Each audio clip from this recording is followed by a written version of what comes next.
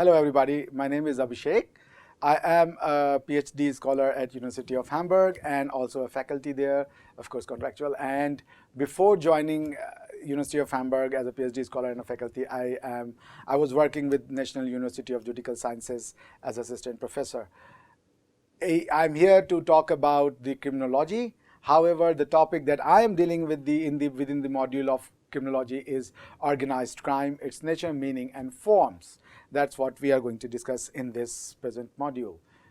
Now, an organized crime, basically what we first need to understand how it is a distinct crime from the normal crime that we understand in our day-to-day understanding.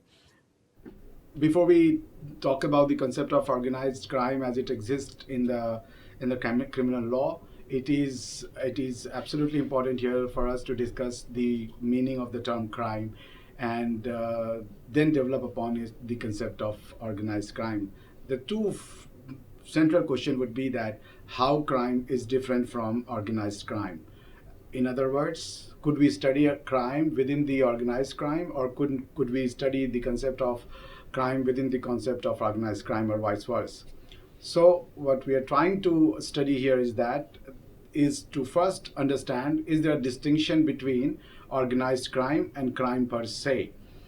So in order to understand that, let us first say what exactly is a crime, right? And then we'll see what exactly is an organized crime. A crime is basically an act which is prescribed by the state, and the violation of that or commission of that act would result into a punishment which is determined by any given statute. Now, there are various kinds of crime that can be envisaged and which are manifested under various statutes. For example, in India, you have Indian Penal Code, which is a code for various kinds of crimes. Then you have companies laws. Then you have SEBI Act, and you have labor laws where several acts has been made, has been given the criminal sanctions. So the concept of crime is not limited or restricted to a particular statute. It is widespread. It is present in various aspects of the legal studies. Organized crime, however, is a crime, but is a crime of its own kind, and that's why it does not find its mention in the typical statutes that you have in the form of Indian Penal Code. What is organized crime? It is for us to understand from the sociological point of view first, and then we'll go to the legal aspect of the concept of organized crime and how it is dealt under international law and the municipal law of India. Now, as I said, the exact concept of organized crime is still debated, and so is its definition. How you define organized crime, it's difficult because it has so many manifestations, it has so many forms that if you go on to define by taking each and every form into consideration, it becomes very hard to grasp. It's the phenomenon of organized crime. Therefore, there is no fixed definition or the universally accepted definition so far has not been come up. However, there are few definitions which has been attempted. The concept is a fluid concept, so much so that it is termed as sometimes, or it is termed as something whose attraction as well as weakness is that one can read almost everything and anything into it. This is a definition which you can find in the Michael Levy's book, The Organization of Serious Crime, which is published by the Oxford in the form of Oxford Handbook of Criminology, 3rd edition, 2003. Now, as I said, that an organized crime is a sui generis system, and therefore it's a distinct crime. What is a sui generis? Sui generis means something of its own kind. That means you cannot read it or couple it with the other ordinary crimes, because the other ordinary crimes may, before they are committed or they are planned, they might have a certain organization behind it, but that organization or planning does not make that crime an organized crime. Why so? Because we'll see in over a period of time that organized crime, as a part of its definition of a law, required certain essential components for a crime to be considered as organized crime, and hence merely organization or some preparation beforehand for a crime does not make a crime organized crime. And it is this factor which distinguishes organized crime from an ordinary crime. Now, for example, Mr. A and Mr. B knows Mr. C is an affluent individual. They abduct his son and demand a huge sum of money. This is a simple crime which happens in every society, and to counter or prevent it, we have laws such as IPC and other acts which we need time to time. Now, if we see that if Mr. A and B are caught by the law enforcement agencies, they would be charged under various offences as prescribed under the Indian Penal Code, such as criminal conspiracy under Section 120B of IPC, abduction, Section 362 and 364A of IPC, extortion, Section 383 and Section 384 of IPC. Now, if the same crime is committed where Mr. A and Mr. B were not merely interested in the ransom specifically from Mr. C, because the ransom may come from any other person. So what they were interested rather is the business of ransom. That they are interested, the crime would remain essentially ransom centric. And in order to make it effective, they will create a structure where they will have information, they will have people to carry out such activities, and they will have police into their under their belt. They will have other contracts so that they can effectively and smoothly carry out these kind of crimes. So it will not be a one-off crime where Mr. A and Mr. B knew Mr. C and they did it just because they needed some money and they picked up the son of Mr. C. Whereas if Mr. A and Mr. B are involved in this crime where they have made it their business, that means they keep on abducting the son or daughter or anyone else of an individual, and in return of that body or that person, they keep on asking the money. The phenomena which we can see in Bihar or in certain part of Uttar Pradesh, where people have made this a professional activity of their own. This is where the organized crime get itself distinguished from the concept of the ordinary crime. We should not focus, because this is one of illustration. This illustration is not the only illustration through which we can understand the organized crime, because the business interest or the monopoly in the business interest or the area of business that they want to play in can be anything. It can be narcotics, it can be money laundering, it can be abduction, and any other crimes such as bootlegging or anything, that trafficking that you can imagine. So to commit such crimes, when you need a huge structure in a very scientific manner, so that these acts at every step of their transactions are carried out smoothly, they acquire a structural form, and this structural form is given the structure, the crime, the nature of organization. Because of this structure provides the organizational basis for a crime to be committed on a regular basis. Now, so let's talk about the definitional aspect. Most of the definition that you will study for organized crime will have inevitably two limbs therein. The first will be the requirement of the structure that facilitates commission of crime by providing a platform. And this structure that we are talking about should not be an impromptu structure. This structure must have some time elapsed. So for example, if two people come along or 5-6 people come along and then they plan some crime to be committed, and then they divide the workload between themselves, and then they go and commit the crime, there is a structure in it, but this structure is not the structure that organized crime seeks, because this was an instant structure created or constituted for that particular crime to be committed. And once that crime is completed, the transaction is done, the structure will dissolve itself ipso facto.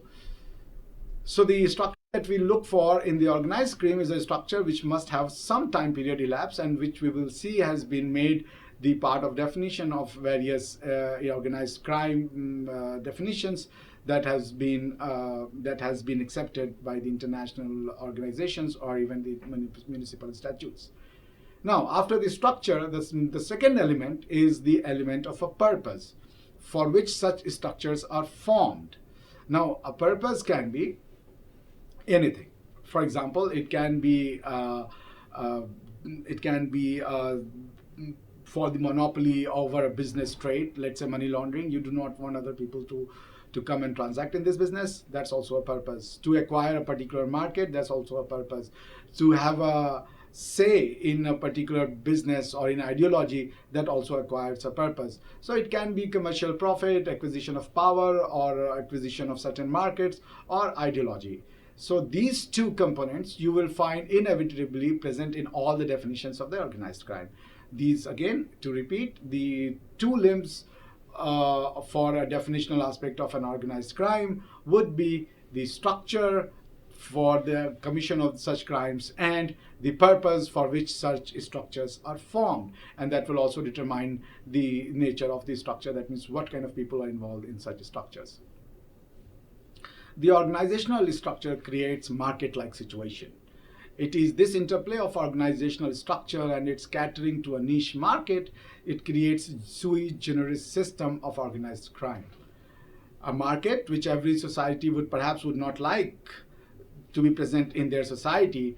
However, because of the nature of profit or the power play, such markets are created. For example, narcotics. No society would like to have a market for narcotics. Money laundering. No civilized society would like to have a market for money laundering. Or trafficking, human trafficking. No civilized society would like to have a market where there is demand and supply for the human traffic.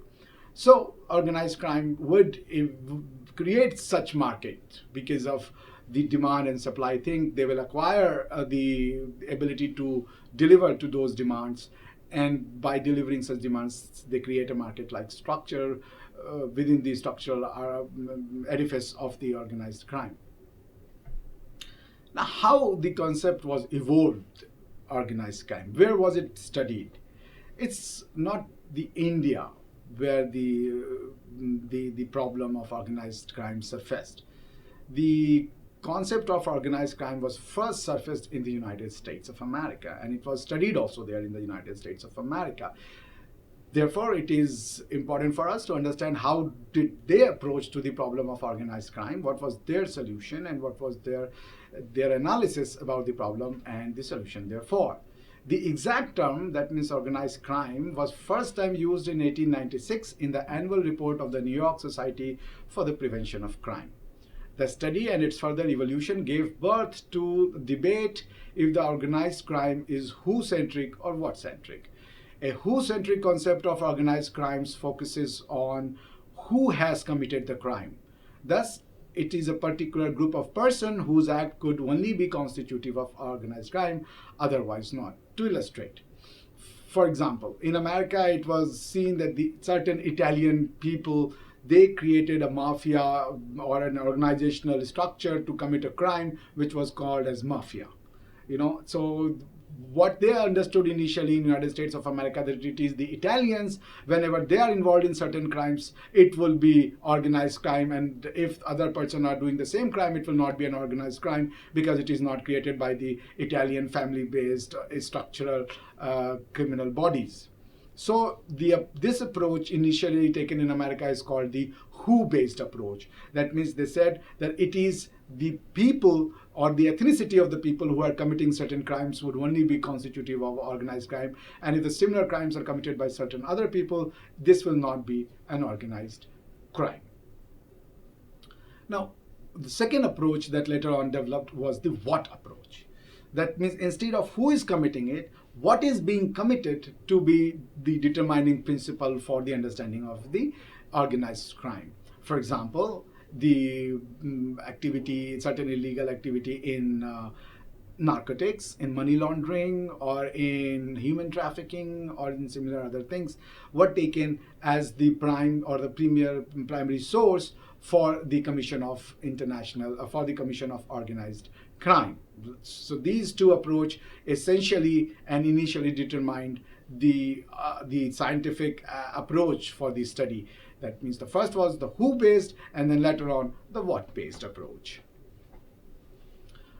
Who-based approach was the result of the study of a special committee to investigate organized crime in interstate commerce in the United States of America, which was constituted in 1950 under the chairmanship of Mr. Coffever. The effect of Coffever Committee and later on the Joe Valachi's deposition before the Senate Permanent Subcommittee on Investigations on the epistemology of organized crime was the merger of organized crime with the concept of mafia. This made the organized crime always to be seen from the prism of mafia. As I said, this was the who-based approach. That means they said, since it's the Italians who normally carry out this kind of activity, therefore this is how the organized crime should be seen. That means anywhere when the Italian family-based structure or any Italian organized attempt to commit a crime would be essentially an organized crime. Thus, the conclusion was that if a crime hitherto in the United States was to be organized crime, it must be committed by the mafia. Kafir Committee's report led to the enactment of what we call Racketeer Influenced and Corrupted Organizations Act of 1978. Organized crime was being seen from the prism of mafia, not only in the USA, but in Europe and other parts of the globe too in early 1960s. So the who-based approach dominated the concept of organized crime till 1960, not only in the United States of America, but also in the Europe. Now the paradigm shift or the inflection point of the organized crime was the Dwight Smith study. When he made the study of organized crime, he shifted it from who to what-based approach. So the credit of what-based approach for the study of organized crime is to Mr. Dwight Smith's study. And it was soon realized by various authors that organized crime could never be curbed and understood if its focus remained on who, and that is mafia. This led to new definition, and this definition was based on illicit enterprise or illegal enterprise. That means what-based approach. And as I said, the chief proponent of illicit activity-based understanding of organized crime was Dwight Smith. He provided that illicit enterprise or illegal enterprise was an extension of legitimate market activities into areas normally proscribed. That is, beyond existing limits of law for the pursuit of profit and response to a latent illicit demand. What essentially it entails is that the same business activity, if done with illegitimate means, would convert itself into an organized crime because of the very nature or the very means or tools employed to commit such activities where the profits were being seen, were to be drawn from. So this market activities, for example, there can be a market in the vegetable selling, but if you're involved into the hoarding of the vegetables, which leads to the artificial hike in the prices, and then for that you create a structure where you involve people, you involve hoarders, you involve the traders, you involve the politicians and the other state departments who are into the which are anti-competition business activities. When you form a structure where all these people are on board to artificially hike the vegetable prices, then a legitimate act becomes an illegitimate action because the means involved are illegitimate, and this would be the true indicative or suggestive of the phenomena of organized crime. Now, so what he has introduced essentially is the idea of what-based approach in the conceptual silhouette of organized crime. He emphasized that organized crime was basically a market-centric concept, in which means are such which make the entire transaction illegal, or sometimes market per se is outlawed. For example, the market in the narcotics. You will not like to have drugs being sold on a convenience store or the store next door to you. But when such markets are created, demands are induced by pumping such products in the market initially cheaply, and once people get addicted, then selling it at exorbitant prices because the market is now created, and to get out of that market is pretty tough. Such kind of crime or the criminal activities would be the indicative of the organized crime. So he's shifted from who to what. That means what kind of crime you're committing. what kind of transactions you are committing in order to determine whether it is organized crime or not. Now, international law and organized crime. Before we saw how it was evolved, how the municipal studies went across it initially, that is United States, and then later on how international law responded to it, and after that we'll come to the Indian response to the organized crime. Now, international law and organized crime is a very tricky concept to understand, because international law does not deal organized crime as international crimes. It deals it as transnational crimes. What is the distinction? We'll see in a while. So organized crime came under international law, and it is primarily governed through the United Nations Conventions Against Transnational Organized Crime 2000. We'll call it UN Convention for the purpose of this presentation. One may be perplexed as to why international law treats organized crime as transnational crime and not as international crimes. Because we know that Rome Statute of International Criminal Code is the one that deals with the international crime. However, if we read the preamble of the Rome Statute, it does not use the word transnational crime, it uses the word international crime. For example, it reads, recalling that it is the duty of every state to exercise its criminal jurisdiction over those responsible for international crimes. So the word is international crimes and not the organized crime. Whereas the UN Convention uses the word transnational crime for the organized crime. So there's a distinction between international crime and transnational crimes. So what is the distinguishing features or the elements of a transnational crime and the international crime? So when states constitutes international crime, they do it for the international community as a whole. That is human society as a singular entity. However, when a state constitutes a crime within its national boundaries, it only caters to the society which comes within the purview of its territorial and jurisdictional right. So first, international crime is constituted where all the states come together and they say that certain crimes would be considered as international crimes only in international law, and a state will get jurisdiction to prosecute such crimes as a part of their universal jurisdiction and not as in the capacity of their local jurisdiction. Because, for example, let's say the crimes committed in Yugoslavia against the people of Yugoslav nationality, if a person who committed such heinous crime is found in India, we can try and prosecute that person despite the fact that we do not have neither territorial connection or the ratione personae connection with the crime committed. Therefore, the international crime is something that gives the basis or birth to the universal jurisdiction. Now, in contrast to that, United Nations Convention's transnational organized crime defines it in a different perspective. But before we go to that, let us see the genesis of the United Nations Convention Against Transnational Organized Crime. On 5th November 2000, the 55th session of the United Nations General Assembly adopted the UN Convention. It came into force on 29 September 2003.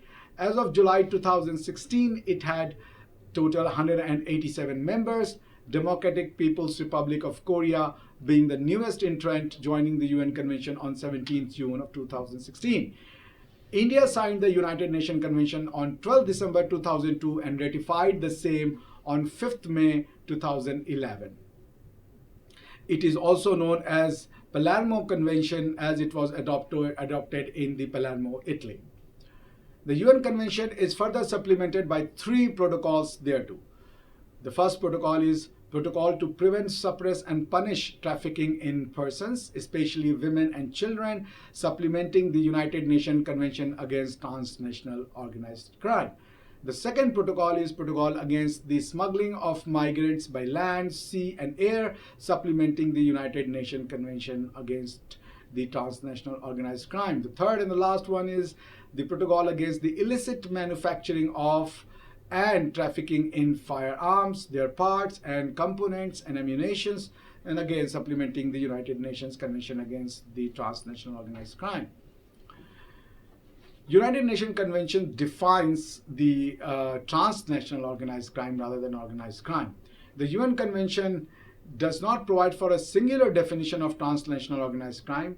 On the contrary, the UN Convention provides for definition of what is an organized crime, criminal group,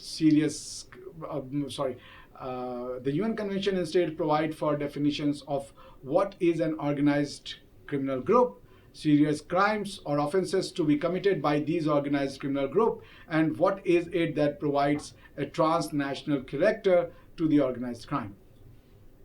An organized crime criminal group for the purpose of the United Nations Convention is a structured group of 3 or more persons existing for a period of time and acting in concert with the aim of committing one or more serious crimes or offenses established in accordance with the convention in order to obtain directly or indirectly a financial or other material benefit. A serious crime for the purpose of United Nations Convention is something that conducts the consulting an offense punishable by maximum deprivation of a liberty of at least 4 years or a more severe penalty. This is Article 2B of the United Convention, where the definition of serious crime is provided. By the definition of serious crime, it is easy to deduce that every serious crime is an offense. However, converse is not true. That means every offense is not a serious crime. It is also clear that any offense having a punishment depriving a convict of more than 4 years or more of his or her civil liberty would be ipso facto a serious crime. It is committed by an organized criminal group. Offenses have been used as a genus and crimes as their species in the UN Convention. It has not specified any particular crime, such as extortion, drug peddling, human trafficking, etc., to be the exclusive subject matter of transnational organized crime. As I said, the crimes has to be taken from the municipal statutes. The requirement for the UN Convention would be that it must be something for which the punishment is more than 4 years and depriving the civil liberty of the individual. Now, Article 6 provides for the criminalization of the laundering of the proceeds of the crime. A proceeds of the crime has been defined under the UN Convention as any property derived from or obtained directly or indirectly through the commission of an offense as stated under Article 2E. So what it says that if the municipal laws has not prescribed or has not criminalized the proceeds of money laundering as a crime, then they must do so in their municipal act. Another offense that is envisaged under the UN Convention is criminalization of corruption to the extent suitable and consistent with the legal system of the state parties. Now, for this purpose, they must adopt legislative, administrative, or other effective measures to promote integrity and to prevent defect and punish the corruption of public officials. The last offenses recognized under the UN Convention forming the subject matter of organized criminal group, making a crime to be transnational organized crime is the criminalization of the obstruction of justice. Now, in order to sum it up, what you need to understand is that the convention does not provide for the offenses. It provides a framework for the various countries to come together and to cooperate in curbing such practices. For example, if Mexico has the drug cartel and the Americans becomes the consumer of that drugs, the Americans and the Mexicans needs to come together and to cooperate with each other in order to curb such practices. So the United Nations Convention does not define organized crime. It simply takes the crimes from the statutes and then says both the parties to cooperate with them. Now, let's say if something is a crime in the statute of country A, but the same is not this crime in the statute B, then there will be problem in the cooperation. And therefore, it encourages the state parties to enact and criminalize such acts in order for them to cooperate with each other effectively. So United Nations Convention does not, unlike the Rome Statute, does not provide for the crime of does not provide for the organized crime. It merely provides for the platform for various states to come together and to deploy their resources to cooperate with each other in curbing the transnational organized crime. Why transnational? Because most of the organized crime has presence in more than one countries, and therefore they need the two countries to cooperate each other because of the sovereignty issue, jurisdictional problems, and all other things. United Nations Convention provides for this a platform where such obstacles can be overcome. Now, the Indian aspect of organized crime. Currently, there are piecemeal legislation enacted by certain states, such as Maharashtra Control of Organized Crime Act 1999, which is popularly termed as MACOCA, or Uttar Pradesh Gangsters and Anti-Social Activities Prevention Act of 1986. In short, it is also called the Gangster Act. The subject matter of MACOCA is more or less unblemished vis-a-vis its relation to theoretical explanation of organized crime as we have understood. However, it includes insurgency as one of the purpose of the organized crime, which is debatable. The word organized crime has been defined in MACOCA, of course. Section 2E defines it. It defines organized crime as organized crime, which means any continuing unlawful activity by an individual, singly or jointly, either as a member of an organized crime syndicate or on behalf of such syndicate, by use of violence or threat of violence or intimidation or coercion or other unlawful means, with the objective of gaining pecuniary benefits or gaining undue economic or other advantage for himself or any person for promoting insurgency.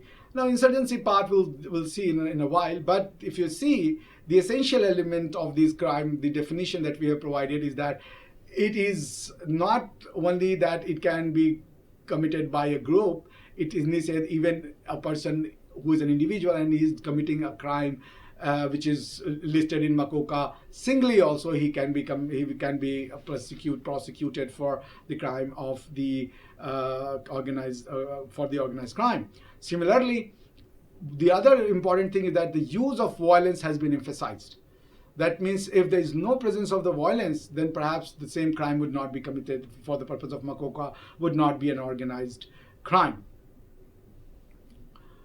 Now, in Zamir Ahmed, Latifur Rahman Sheikh versus the State of Maharashtra, 2010 5 SEC 246, it was held that MACOCA does not deal with insurgency per se, it deals with indirectly to bolster the definition of organized crime. So the whole dispute was that since the insurgency, or there are certain matter which is exclusive to the domain of the legislation of the parliament, and the state legislature, by enacting on those domains which are the part of list 1, has in fact transgressed its power as given in the article 246, and therefore the constitutionality of the definitional aspect of MACOCA was challenged by saying that the subject matter of insurgency is something only the union parliament or the parliament can legislate, and not the state legislature has competency to enact on that.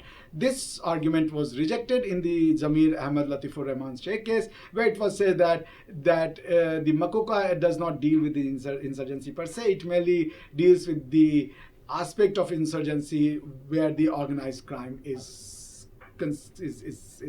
committed. Now, since we have seen Gangster Act, since we have seen MACOCA, let's have a quick glance at the Gangster Act as it is existing in UP.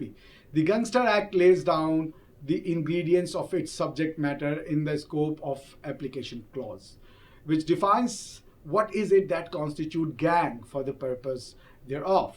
Now, section B states that a gang means a group of persons who, acting by violence or threat or show of violence or intimidation or coercion with the object of disturbing peace, order, or of gaining any undue temporal, pecuniary, material, or other advantage for the purpose of certain benefits, indulge in antisocial activities. Now, what is antisocial activities becomes the focal point of this definition. So it is also been defined.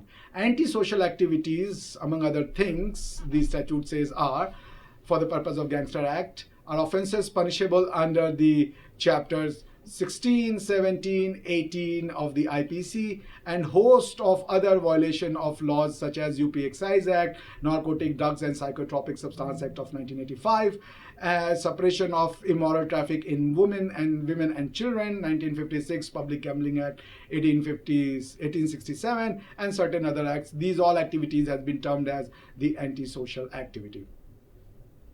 Now, Post Unlawful Activities Amendment Act, that means UAPA, the concept of organized crime was merged. That means the UAPA, Unlawful Activities Prevention Act, dealt with the concept of what we mean by the organized crime, because it has also certain elements of the organized crime. One of the questions that arose whether terrorism can be termed as organized crime. Right? This is the main issue. It was in UAPA, that means Unlawful Activities Prevention Act, said that terrorism is a distinct offense. Now, by providing for the definition of what is terrorism, what are the elements through which terrorism can be committed, it was taken outside the ambit of the organized crime. So terrorism is no more an organized crime as it is dealt under the Unlawful Activities Prevention Act. The insertion of terrorism in UAPA was consequent to the Security Council Resolution 1373 in 2001, where the states were mandated to bring about the legislative changes to deal and tackle with the menace of terrorism. So this is nuts and bolts of the organized crime and how it is dealt in India and across the globe. Thank you very much. I hope this presentation is a supplement to the other modules that you are studying in as a part of criminology, as a part of your criminology studies, and this is an addition to your overall understanding of the criminology and organized crime in a nutshell.